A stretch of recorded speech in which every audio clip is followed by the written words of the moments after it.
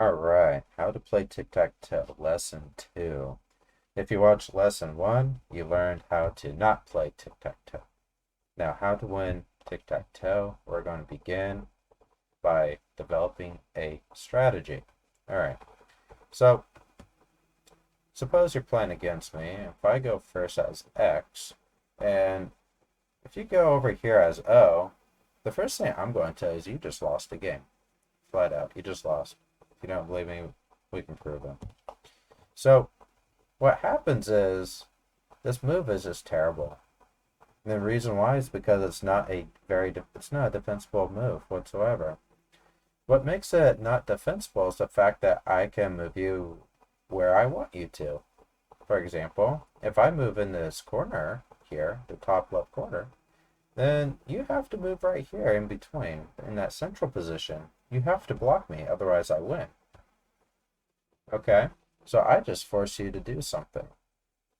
And now I'm free to do whatever I want still. I'm like, well, I have you over there out of my way. Now I can make an X over here, and now I win. And you're like, oh, wait a minute. I can block you right here. Oh, cool. Well, if you block me, I'll just go right here and win. See? Boom. Oh, wait a minute. I gotta fix that then. Maybe if I put my, oh, there we go. If I put my O here, well, I can put my X right here and go, boom, straight across. What I did is I set a trap, okay? And how it worked is, it didn't matter where O went, I just won because I set up the board in such a manner that I have two winning possibilities. And since you can only move one time, I just automatically won the game. Brilliant. So this strategy is what I call entrapment. Our goal is to set a trap where you automatically win the game and they automatically lose. And it's very simple. It begins with the premise of after you make your first move, then they make their second move. Based on their second move, you can usually manipulate it in a way where you automatically win. So how we do this is we force the player to move somewhere that we want them to, such as right here. Well, if they move in the middle, then I have to block, of course, and now I have my winning solution. See? Boom, boom. I can win straight up and down or across. This may seem like a fluke, but there's actually a pattern. There's a structure behind this. So I call this a primary trap. Okay? We'll write this down. Primary trap. The reason why I call it a primary trap is because it's all based off of the first move of my opponent. Okay? After I go first, I wait and see what they do. Depending on what they do, I will try and set my primary trap. So when we look at the board here, we need to take a closer look at this. So if I move here, I claim that if you making your first move, based off your first move alone, you have an 87.5% chance of automatically losing. That's right, automatically losing based off your first move alone. And we can determine this. So I'm going to use a red X to determine do not move here. Okay? So we just saw that I can set up a trap, right?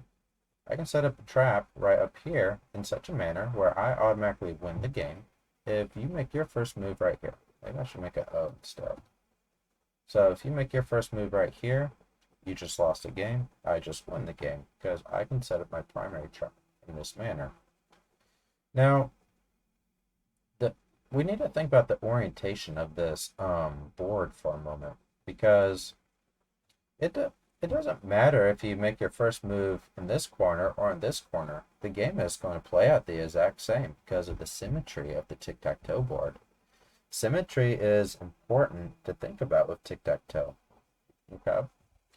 So you have two moves right there that if you make your first move in either of those corners, you automatically lost the game. Okay? So that raises the question, what happens if I move here and you decide to move over here in this corner?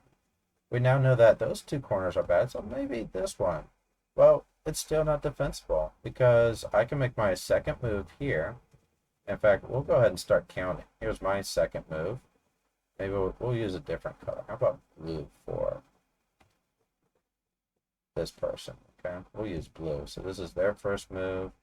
Well, their second move, they have to block me. And now I can make my third move right here. And voila, I just won.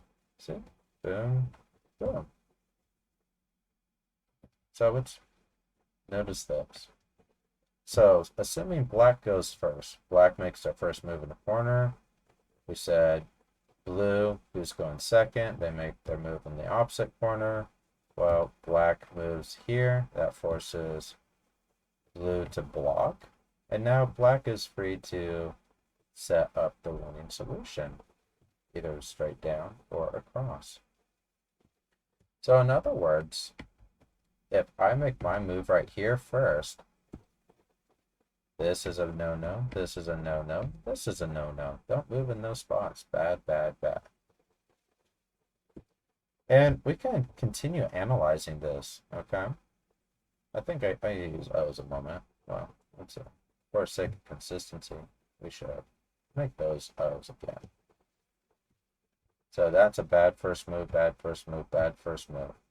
So the question now is going to be, what about these central positions? Okay, I'm calling these central positions to distinguish them from the middle right here that I just highlighted in blue. So the question is going to be, what happens to the central positions? So here we go. We said board, black goes first, blue goes second. Suppose blue goes right here. Well, I should do a 1, not a 2. Well, I'm sorry, blue. Even though you went right there, right next to me, that's nice, but you just lost. The reason being is because that is still a indefensible position. Because I have my choice of options. I can move right here in the middle, and then it doesn't matter where you go. I can win diagonally either way, which is pretty sweet. I like doing that sometimes, just so I can have that giant X.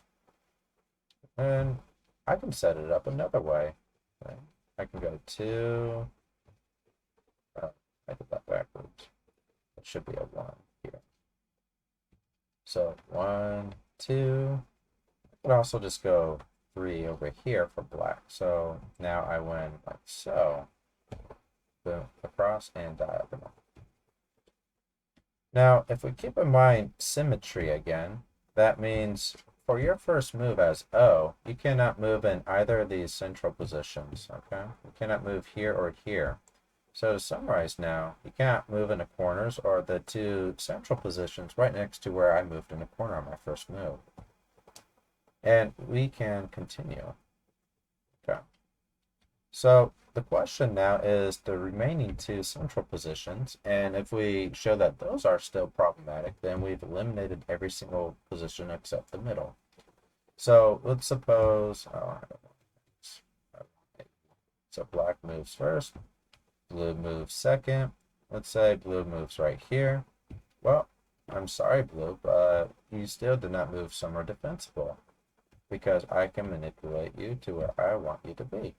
So I have to move in the middle, but I just won again. See? Boom, boom. Nice X. And I can set it up another way. Let's see it. 1, 1. And then, let's see here. Where do I want to move? I guess I can just go 2, 2, and then 3. So here we go. Boom, boom. So to summarize our results, if I move here, you have to move here. Because if you move in any of these other places, maybe she's a highlighter. Yeah, let's use the highlighter. Okay, so this is the red. So if you move in any of these positions here, that is bad. So let's make clear, this equals you lose if this is your first move, okay? So if you make your first move in any of those spots, you automatically lose. You have to move in the middle, okay?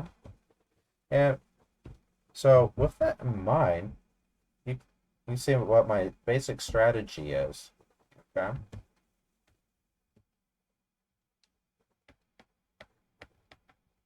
So when you move in the middle, I can't force you to move anywhere.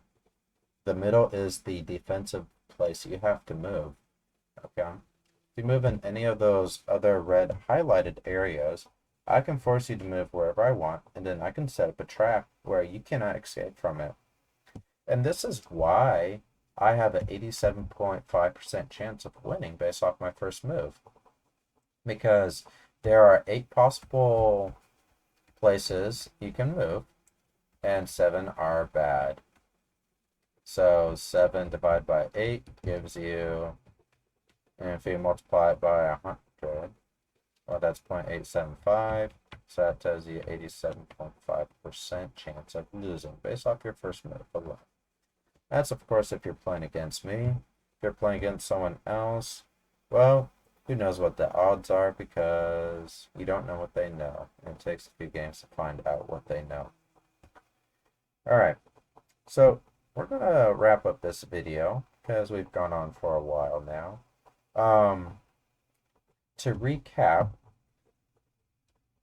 if you are going first, what you want to do, a good general first strategy for winning, and you'll win most of your games this way, because most people don't know, oh, you have to move in the middle, is you just move here, and then if they move somewhere else, like over here, you just have to keep in mind you need to force them to move away, like in this manner, so that you can set up your trap and win.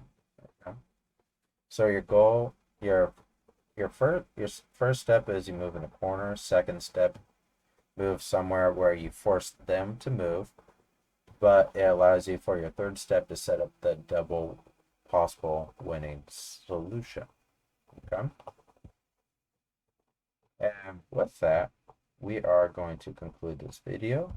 Thank you for watching. And if you are interested, I did write a book on how to play tic-tac-toe. It is on Amazon. It is called How to Play Tic-Tac-Toe Like a Champion. It is self-published, which means it is cheap. For the paperback, it is $10. Ebook, $5. If you wish to support me in my endeavors, feel free to purchase a copy or just simply subscribe to this YouTube channel. Thank you for watching.